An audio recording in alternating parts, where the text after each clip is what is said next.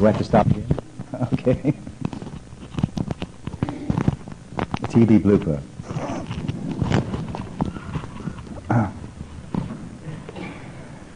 So last night we were talking about the difference between being good and being holy. And for those of you who weren't here, I'd like to recap just that much.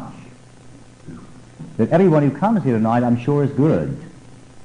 That you would consider yourself a good mother, a good father, a good wife, a good husband, good parents, good children, good teenagers, but would you consider yourself holy? Would you describe yourself as a holy mother, a holy father, a holy husband, a holy wife, holy children? There's a difference. Even you know that. You say, oh no. Immediately you shun it, you think, I'm not holy. But you don't mind saying that you're good. Very few of us mind it. We'd all want to be called good, don't we? Every one of you there's not one of you here that doesn't want to be considered a good mother, or a good father, or a good teenager. But we're all scared to death of being called holy. I'm good, but I'm not holy. So there's a difference. And so what is that big difference? And that was something else I learned on the retreat. Mother Teresa of Calcutta said that you can do good things, but not necessarily God's thing. Someone who's holy is someone who does God's thing, not just a good thing. So a holy wife would be living according to God's will for her, not according to just doing good things. See, good things make you good. When you do good things, you're a good person. But pagans do that. Pagans do good deeds. And they say, well, he's a very good person. Unfortunately, we say they're good Christians. They're not good Christians. How loosely we use the word. You know, I remember one time giving a mission, and I was asked to go around visiting all the fallen aways. I knocked doors, and the priest had given me a list of the supposed Catholics that lived there that didn't go to church. And of course, people had moved, and I had wrong addresses, and someone who'd been Catholic wasn't Catholic anymore. And so I was doing kind of a little census as I went around, and I asked, is the lady next door Catholic? And the lady said to me, no, she isn't Catholic, but she's a good Christian. So I figured if she's a good Christian, I'll go and see her too, right? And I knocked the door, and I found she was Jewish. What did her Catholic neighbor mean? She meant she was a good person. I don't think she'd be flattered if she knew that her next-door neighbor thought she was a good Christian. She was a good Jew, not a good Christian. She was a good person. But that same thing would apply to someone who was not a Christian at all, any religion. There are good atheists. There are good agnostics. There are millions of good American people. I think America's stacked packed with good people. People that care about others. There are millions of good Americans, but there are very few holy ones. There's a difference. And so, when you do good things, that makes you good. When you're kind and do good, that makes you a good person. But what makes you holy is that you do God's thing, not just good things. You know, there's a lot of religious people going around doing good things who aren't holy, because it's the wrong good things. I remember one time I was down in Texas giving a mission, and the pastor took me over to the church. He said, Father, I'm not always sure of finding God there, but I'm always sure of finding Dorothy there. And sure enough, Dorothy was there. You know, Dorothy went to every Mass on Sunday, and they had 8 Masses in that parish. She went to all 8 Masses every Sunday. She made the Stations of the Cross after Mass. She came back for the baptisms. She was there for benediction. She made holy hours. Dorothy lived in church. So she was certainly doing good things. But I don't think Dorothy was holy. See, Dorothy was a very disturbed person. I never saw a person with so little peace who prayed so much. Why was she never at peace? Because she was doing good things, but not God's things. God didn't want Dorothy at every Mass. God didn't want Dorothy making Stations of the Cross all day long. She was the mother of 8 children. So God's thing for her was to be a good mother. She would have been praising God, cooking their breakfast. She would have been praising God, putting her arms around them. She would have been doing much better at home, going to one Mass and spending that time with her children, being a mother. That's why she wasn't at peace.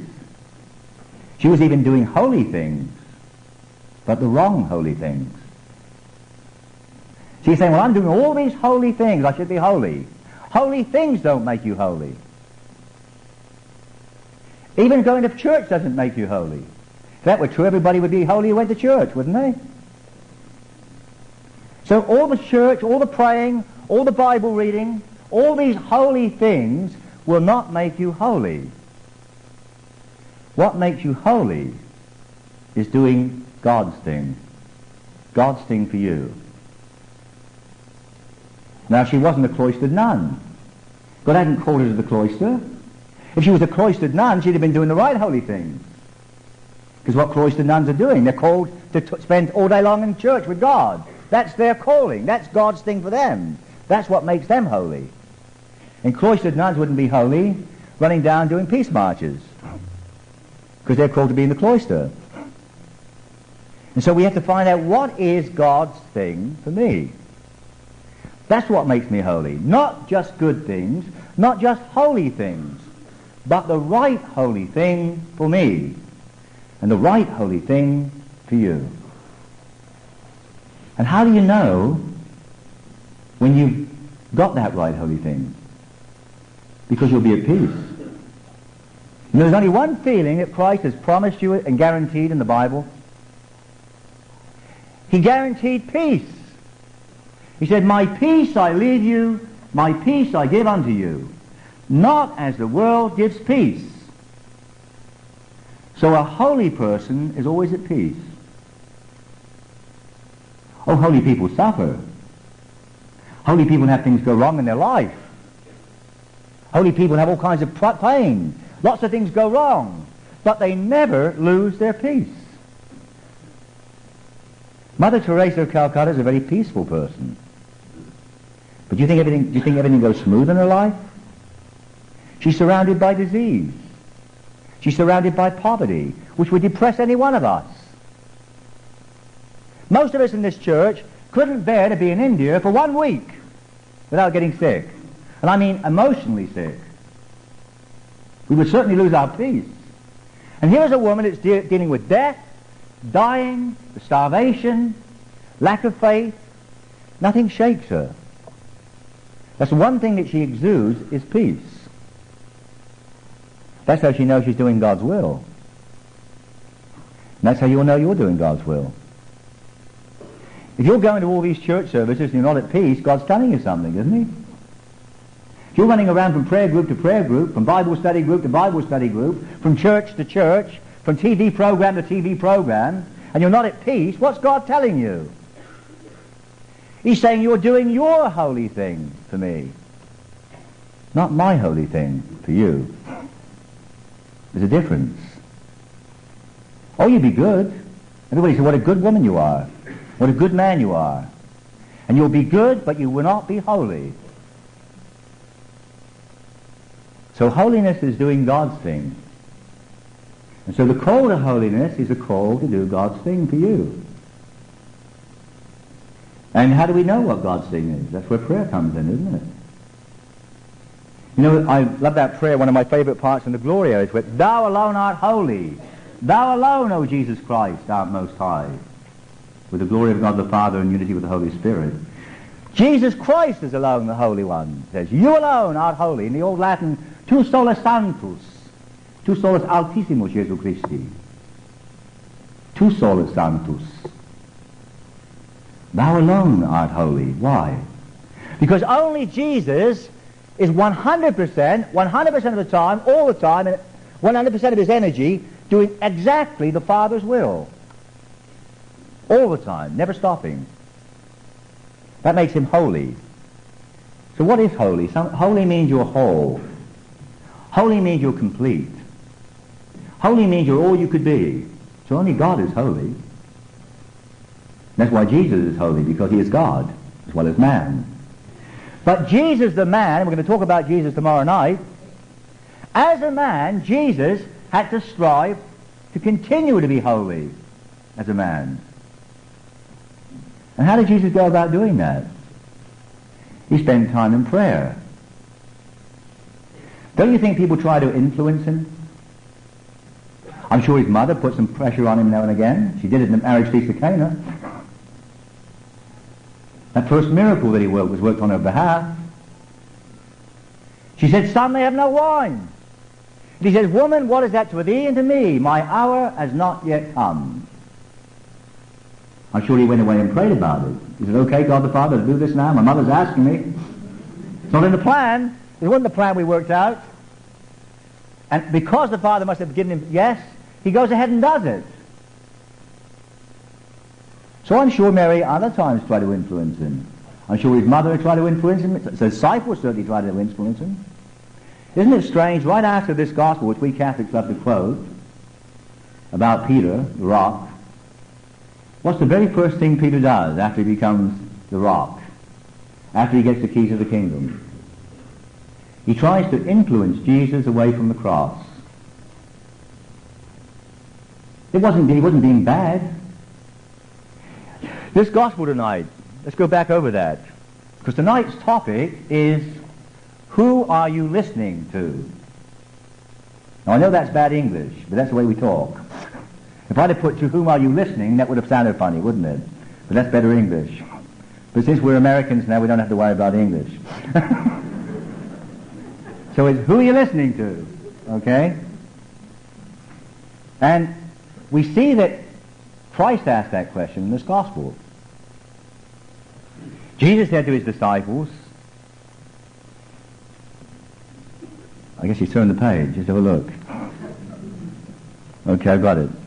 When Jesus came to the neighborhood of Caesarea Philippi, he asked his disciples this question: who do people say the Son of Man is? He was asking for a Harris poll.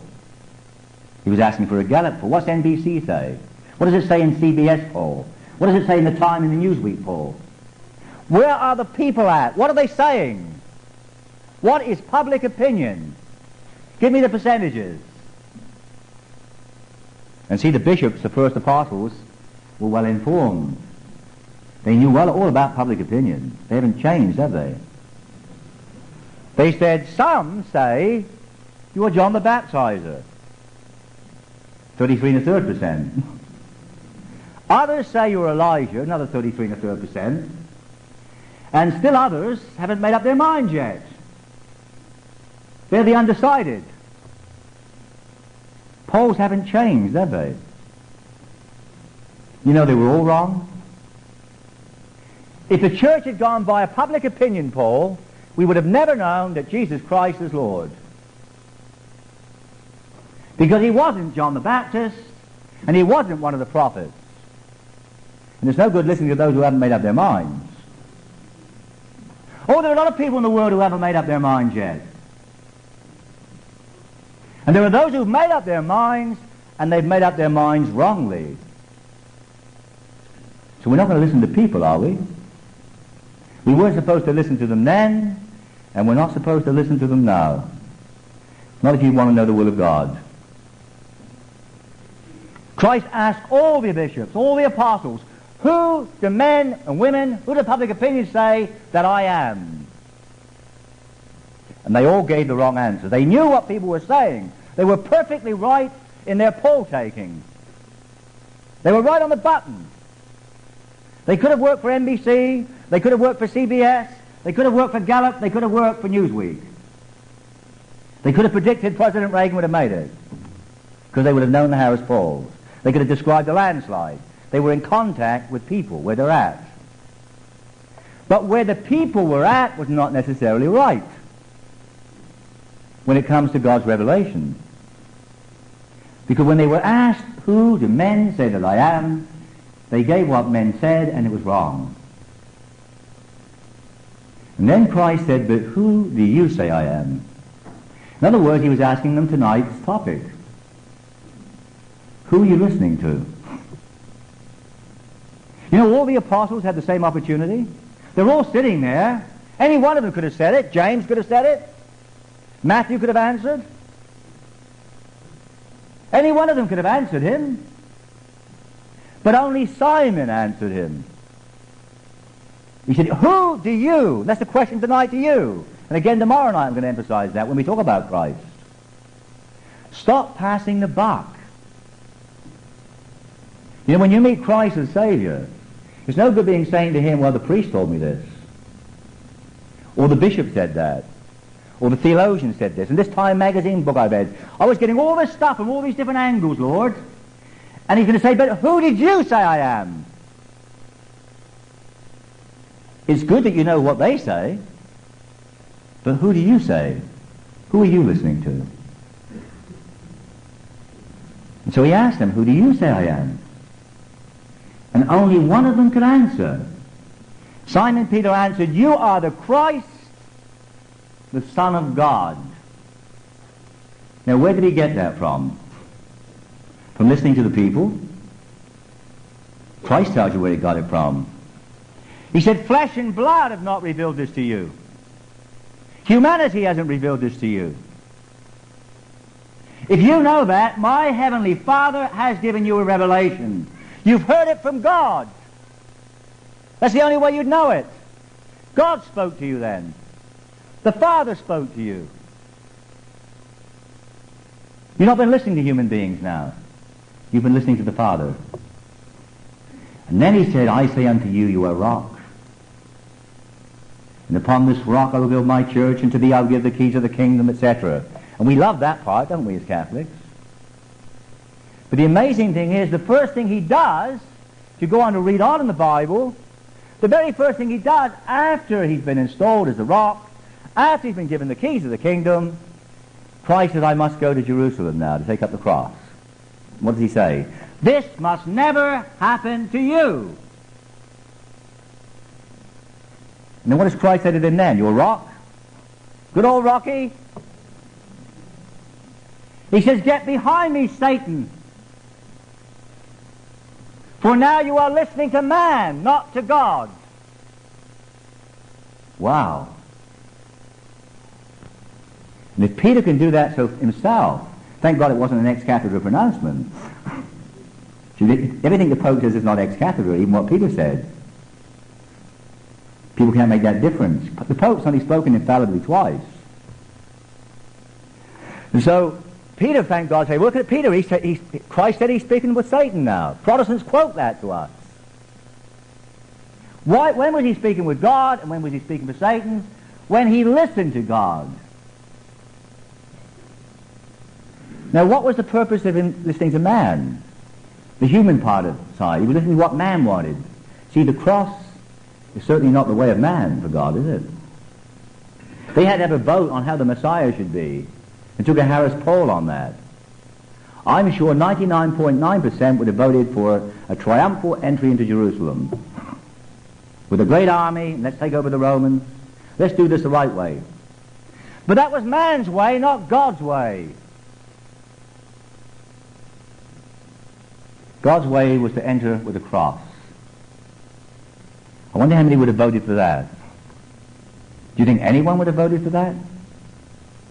What would it have made in the poll? What would public opinion say about the cross? Public opinion would have said the cross was defeat.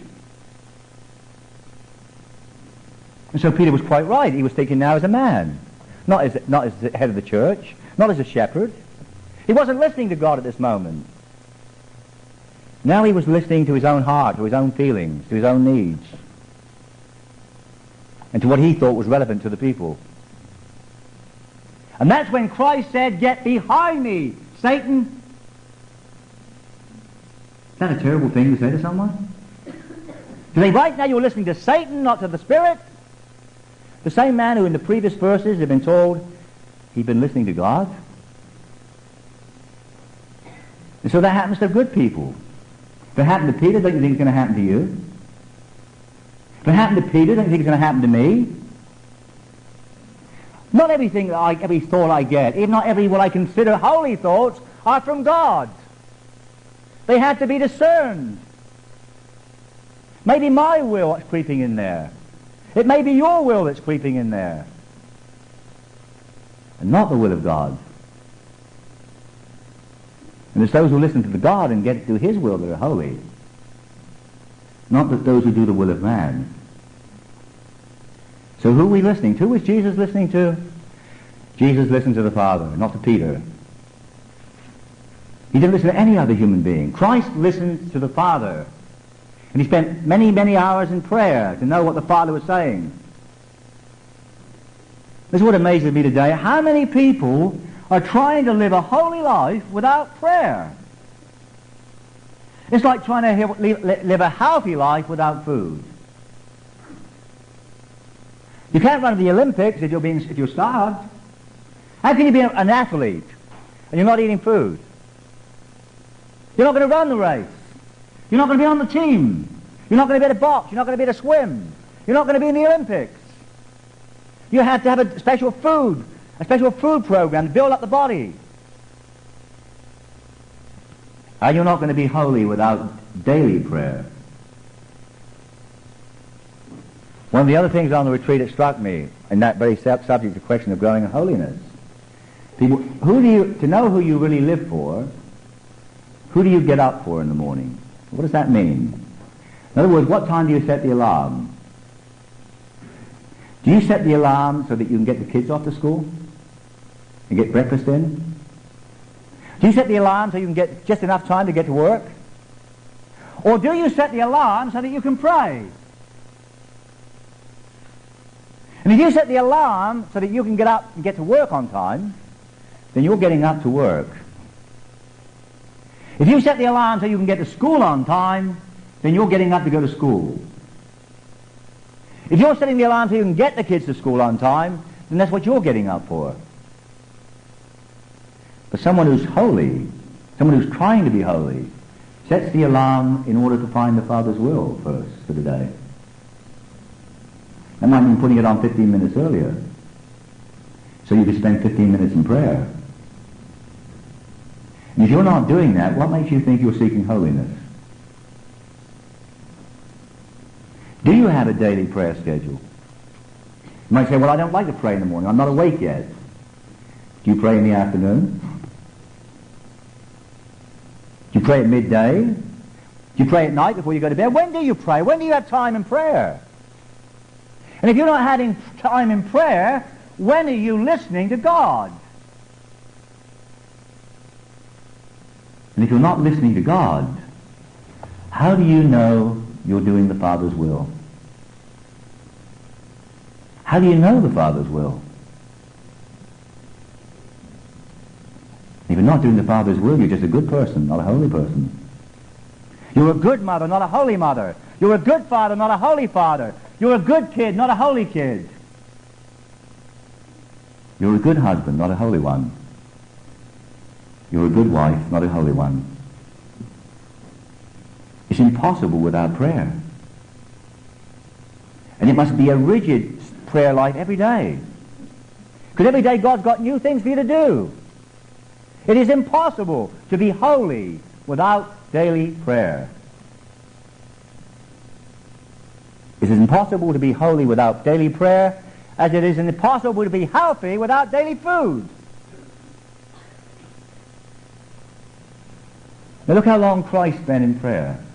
You can go all through the pages of the Bible. I mean, when you open the Gospels, Jesus spent the night in prayer. Jesus went up a mountain to pray. Jesus went in the desert to pray. Jesus went in the garden to pray. Jesus went to a secluded place to pray. Every page, Christ is always praying. And he's the Son of God, Lord of Lords, King of Kings, the Alpha, the Omega, the beginning and the end, second person of the Trinity. And if Jesus Christ, the Holy One of God, needed to spend that much time in prayer in order to know the will of the Father, how about you and me? When do you think Christ got his inspirations? When do you think he got his answers? When he was in prayer. And they weren't always easy prayers. It wasn't always a transfiguration on top of a mountain. It's amazing today, I see that today in people that are running around for prayer a lot. They love prayer as long as they're high on it. They want the transfiguration, but not the Garden of Gethsemane. Well, we love to go to prayer groups where we can clap and raise our hands and praise the Lord and sing songs and feel happy and everybody hugs one another. Isn't it great to be a follower of Jesus on top of this mountain? Let's stay here, Lord, and we'll put 3 tabernacles up for you. And Jesus says, come down from the mountain, back to reality. See, this world we live in is not one big fantasy world. It's not one giant prayer group. That isn't reality. We go on top of the mountain to get strength to come back down. But some people don't want to come back down. Some people don't want to go in that garden.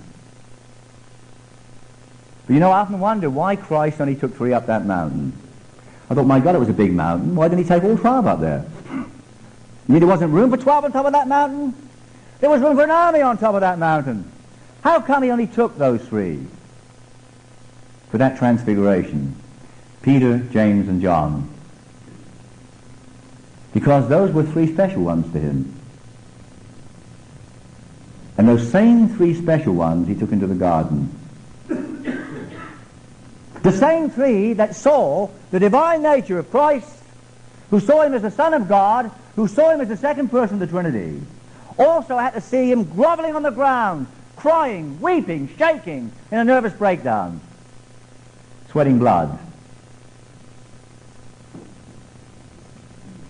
So if he takes you on top of the mountain, you better be careful. He's going to take you in the garden too. If he's giving you highs in this prayer life, if he's lifted you up, if he's made you feel the presence of God and tasted it here, he will also drag you to the garden with him. But we don't want to listen in that garden, neither did they. They fell asleep there. Could you not watch 1 hour with me? We all want to watch when we're high on religion. Whenever religion feels nice and we can taste Christ and we can feel his presence, great! But we don't want to go through the tough spots. They didn't even want Christ to do it.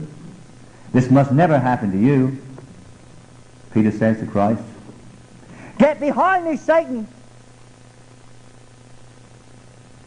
The day we say, must never happen to me. Not the cross, Lord.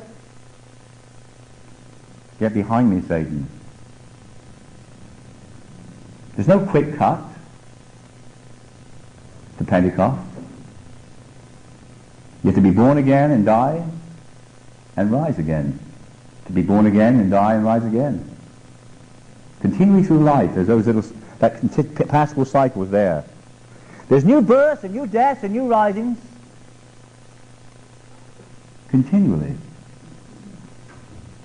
Who are we listening to? Who are we listening to? Today, we see in the scriptures then Christ. They even try to influence him. But he didn't listen to man. He didn't even listen to the apostles. He listened to the Father. And as we go through the history of church, all those people that were holy or striving for holiness, the ones we call holy, the saints, none of them made it without going through the cross. There was no shortcut. Some of my favorites, one of my favorites, of course, is the favorite, St. Francis of Assisi. Did St. Francis of Assisi listen to his world? Did he take a Harris poll and say, what would be popular? What would I relate to here? He listened to God, and God made him look like a crazy man. Even his fellow Catholics ridiculed him. They threw rocks at him, said he was a lunatic. Then after he died, we made him a saint. Stuck a statue up and put candles in front of him. But they didn't put candles in front of him while he was alive. And you probably wouldn't want him in church tonight, because he probably would have fleas. He probably had B.O. You know, I was down at the Charismatic Convention in Los Angeles, in El Paso, just a few weeks ago. And I was standing next to a Franciscan priest. We were going to go into for the Mass, and celebrated Mass. And there was a man in the audience who looked very wild. He looked like John the Baptist. He's one of the characters in El Paso. He walks through the streets like that. His hair is all long like John the Baptist. I don't think he's taken a bath in years.